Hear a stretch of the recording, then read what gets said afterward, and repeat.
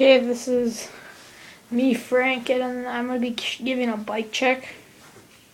I had the Sabrosa Skeleton Crew seat with Hamilton PC pedals in blue, McNeil cranks, a Eastern Jane frame in black. It used to be green with some giraffe paint.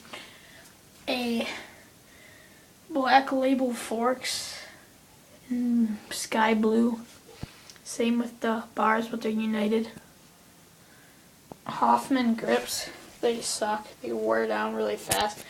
I already have a hole in these ones right here. Got Alien Nation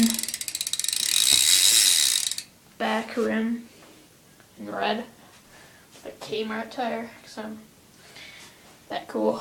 And then got a Huffy stem. I needed a new stem because I had the Odyssey V3, which didn't work on my bike.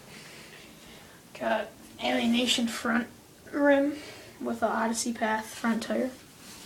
And on this, I have the Shadow chain wheel and a gold KMC chain.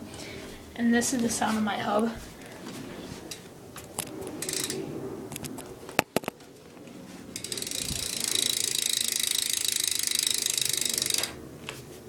And that's my bike check.